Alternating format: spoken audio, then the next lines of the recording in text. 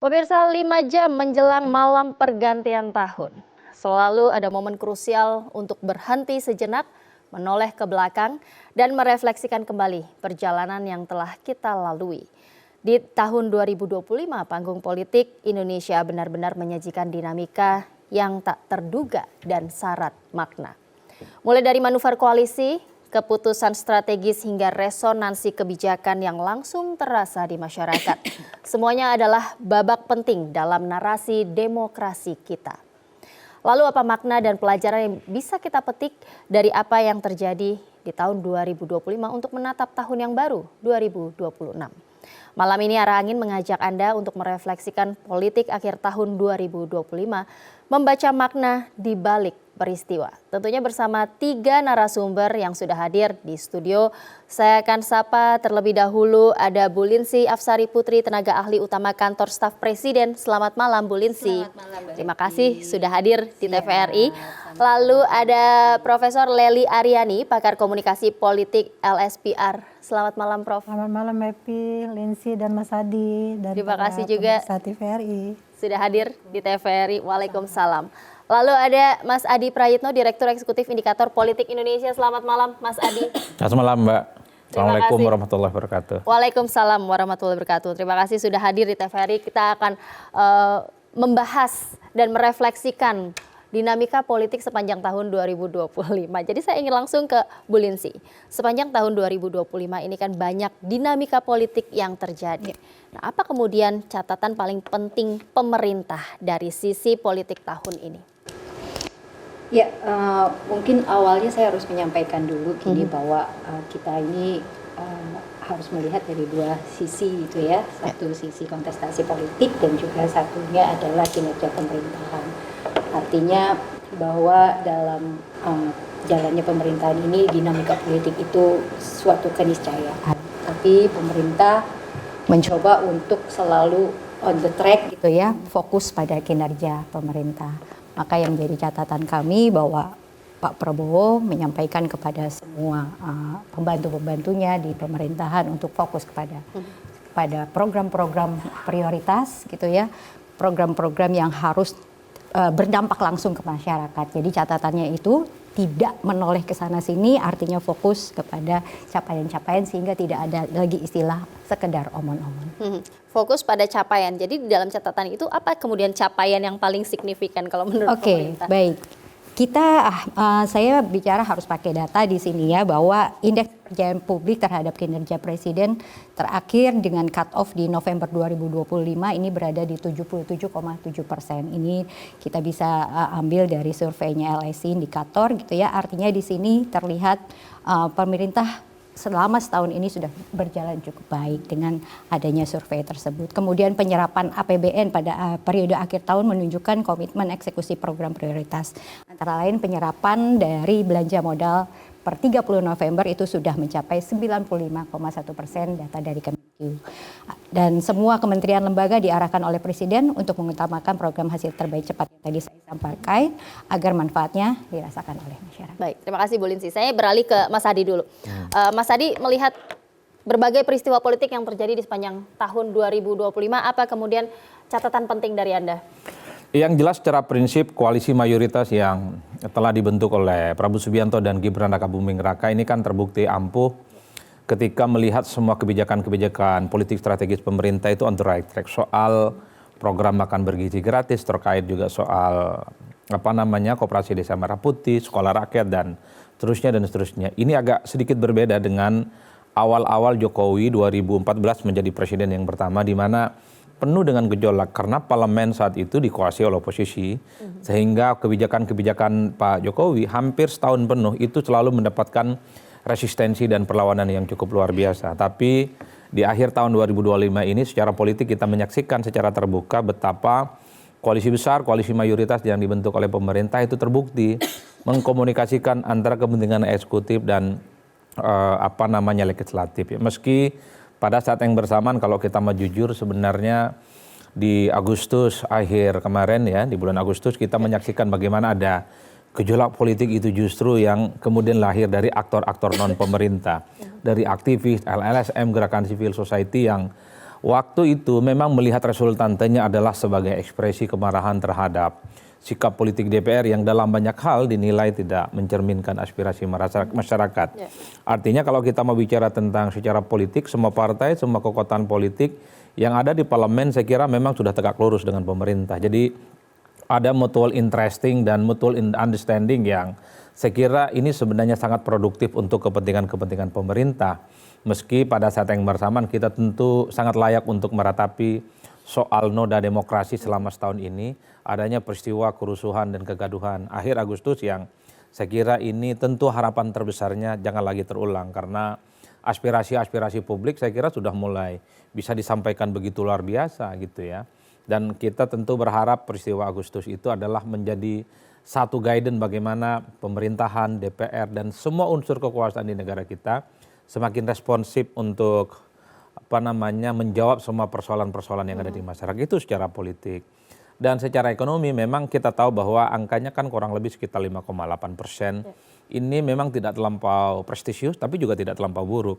Maka kita berharap betul di tangan Pak Purbaya, Menteri yang baru, the rising star, tentu saja ekspektasi soal bagaimana pertumbuhan ekonomi itu tidak stagnan di angka 5. Harapan terbesarnya 6, 7, dan 8. Apalagi kalau kita mendengarkan pidato politik dan disampaikan oleh Pak Purbaya, rasa-rasanya pertumbuhan ekonomi 6-7% gampang kok, kayak semudah membalik telapak tangan. Kan itu yang sebenarnya ingin dilihat oleh publik, bahwa persoalan ekonomi itu adalah persoalan-persoalan yang cukup serius yang sebenarnya ingin dilihat apakah stabilitas politik, apakah persoalan perkembangan demokrasi yang semakin kondusif itu juga ini inline dengan persoalan prospek ekonomi di masa-masa yang akan datang. Karena ada teori yang cukup sederhana, Mbak, di mana stabilitas itu memang adalah sebagai juru kunci sebenarnya yang bisa menggembok bagaimana persoalan ekonomi selesai. Ketika semua kekuatan politik bekerja sama, ketika semua aktor-aktor kunci menjadi bagian dari koalisi pemerintah, maka sebenarnya tak ada lagi cerita persoalan ekonomi itu terhambat. Jadi faktor ekonomi itulah yang saya kira ini yang harus menjadi catatan penting supaya di 2026 ya tentu pertumbuhan ekonomi kita naik dong 6%, 7% dan seterusnya. Dan yang paling terakhir tentu kita belajar dari peristiwa bencana alam yang terjadi di Sumatera, Aceh, Sumut dan Sumbar. Harapan terbesarnya tentu persoalan bagaimana pengelolaan hutan, soal deforestasi terkait dengan izin pertambangan tentu harus kita pikirkan secara serius karena ini kan long term. Ini adalah peristiwa-peristiwa yang memakan waktu cukup panjang dan kita saksikan per hari ini di bulan Desember saudara-saudara kita yang ada di Sumatera itu kan terdampak banjir longsor, kemudian juga banjir dan longsor yang publik menengarai ini bukan soal bencana alam biasa, tapi ada peristiwa-peristiwa alam yang itu disebabkan oleh tindakan-tindakan yang diperbuat oleh manusia yang jelas-jelas merusak ekosistem, merusak hutan dan merusak lingkungan. Dan itulah yang saya sebutkan, tentu menjaga hutan, menjaga lingkungan adalah satu instrumen bagaimana ekosistem lingkungan kita ini terawat dan tentu saja kita berharap jangan ada lagi peristiwa yang semacam ini. Saya kira ini adalah catatan-catatan kunci yang saya lihat sepanjang 2025 dan semoga di 2026, 2027 sampai akhir Indonesia itu semakin mantap, semakin hebat lah kira-kira. Amin, tentu kita harapannya sama. Stabilitas adalah kunci dan juga catatan-catatan lain dari Mas Adi, Prof. Lely. Kalau dari sisi komunikasi politik sepanjang tahun 2025 menurut Anda apa kemudian catatan yang ingin Anda berikan? Ya, karena menjelang penghujung tahun 2025 ini kita menghadapi sebuah musibah besar.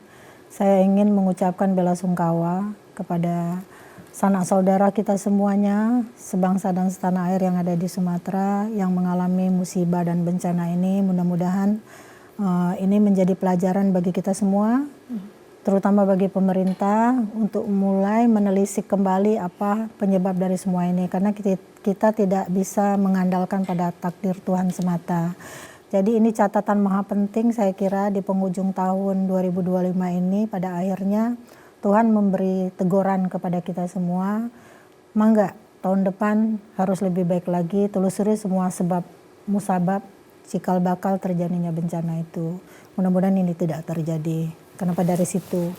Karena memang kebijakan yang dibangun oleh pemerintahan sebelumnya tentu ada korelasinya dengan pemerintahan hari ini kan. Dan bencana itu tidak ujuk-ujuk tiba, ada kebijakan, ada program, ada mungkin juga keberpihakan kepada orang-orang yang seharusnya menjaga negeri ini berdasarkan Undang-Undang Dasar 45 tapi tidak bisa merealisasikannya. Dari awal memang kita menaruh harapan besar pada Pak Prabowo karena ibaratnya dari bertanding, mari bersanding yang beliau bangun gitu ya kepada lawan-lawan politiknya, bahkan lawan tandingnya juga direkrut menjadi bagian dari pemerintahannya. Nah, tentu dengan satu janji, semuanya membangun atas nama bangsa Indonesia. Tidak ada visi dan misi menteri, yang ada visi dan misi presiden. Saya kira itu sudah dilakukan oleh Pak Prabowo ya. Lalu kemudian kehadiran mereka di Lembah Tidar dan sebagainya sebagai pembekalan. Sekali lagi orang bertanya-tanya apakah efektif atau tidak. Efektif tidaknya juga sudah dibuktikan oleh Pak Prabowo dengan ya mungkin ada yang mengundurkan diri karena kesalahan komunikasi kan yang dikomunikasikan. Kita masih ingat kasusnya pedagang teh yang diperolok-olok oleh staf khusus presiden, kasus menteri yang kemudian mundur, kasus menteri juga yang terlibat perkara penyuapan dan seterusnya dan sebagainya. Ini pelajaran maha penting yang mungkin di tahun ke depan bisa dibangun ya relasi komunikasi politik yang lebih ajak untuk mengingatkan. Kemarin pun ketika bencana Pak Prabowo juga mengingatkan jangan main-main dengan dana bencana. Jangan sampai mengkorupsi dana bencana itu ya. Nah, tentang hukum itu sendiri juga mungkin nanti ada orang spesifik yang membahasnya. Kita harus melihat ini ada kaitannya dengan keadilan sosial bagi seluruh rakyat Indonesia. Sehingga ada adagium ya bahwa jangan tajam ke bawah, tumpul ke atas. Nah, ini persoalan juga yang harus dibangun. Lalu kemudian dari segi kesejahteraan sosial ada makan bergizi gratis misalnya yang coba dilakukan. Tapi mungkin memang ada catatan-catatan penting dari masyarakat yang melihat fenomena makan bergizi gratis yang masih mengalami kendala untuk kesuksesannya. Ini juga dari pihak pemerintah ya, Linsia harus mau menerima segala masukan dan kritik itu. Karena tidak ada program yang sempurna kalau tidak diawasi misalnya. Terus dari segi apalagi kebijakan dari sisi moneter dan keuangan yang pencapaian itu harusnya memang melihat ke bawah. Jadi jangan hanya melihat angka-angka statistik. Karena laporan dari Biro Pusat Statistik yang mengatakan bahwa kemiskinan di pedesaan menurun drastis, pengangguran juga dan sebagainya. Mari teman-teman dari pemerintah turun ke lapangan sebagai bahan introspeksi diri di tahun ke depan.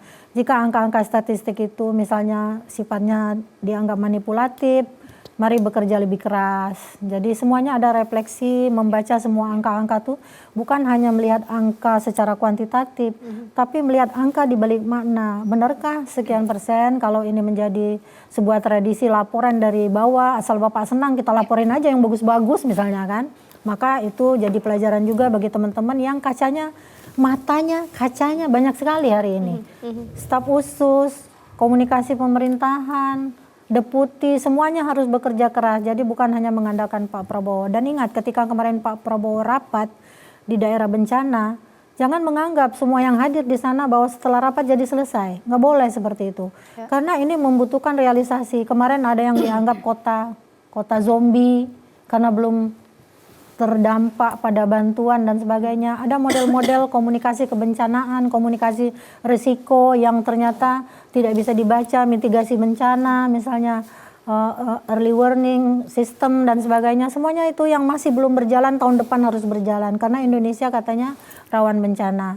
Banyak juga nih yang bisa ketangkep oleh saya. Karena semuanya saya dengar dalam diskusi-diskusi di kelas, diskusi di lapangan, kejadian yang kemudian kita dengar secara langsung, bantuan yang tidak sampai, itu juga bagaimana mekanismenya diatur sedemikian rupa sehingga tidak ada lagi yang diberi bantuan merasa dihinakan dengan dilempar dari helikopter, mungkin dilengkapi dengan panggilan saudara-saudaraku, nanti bantuan ini kita akan berikan tapi mohon maaf helikopter tidak bisa mendarat sehingga tolong ditunggu kami di bawah, misalnya dengan cara seperti itu. Jadi komunikasinya juga harus diperbaiki. Baik, terima kasih Prof. Saya ingin langsung ke Bu Linsi juga untuk menanggapi karena ada ekspektasi besar terhadap kebijakan pemerintah, tapi juga muncul kritikan terhadap kebijakan pemerintah. Bagaimana kemudian Anda menilai antara harapan publik dan realisasi kebijakan ini sepanjang tahun 2025? Ya.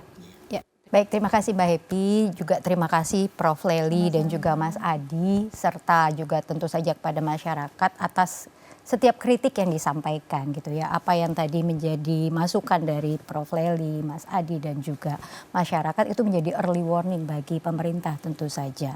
Karena dalam menjalankan tata kelola pemerintahan, kita semua yang berada di bawah komando Presiden Prabowo tentu ingin menjalankan pemerintahan ini dengan prinsip GCG, Good Corporate Governance. Apa itu? Berarti di dalamnya harus ada pemerintahan yang menjalankan secara profesional.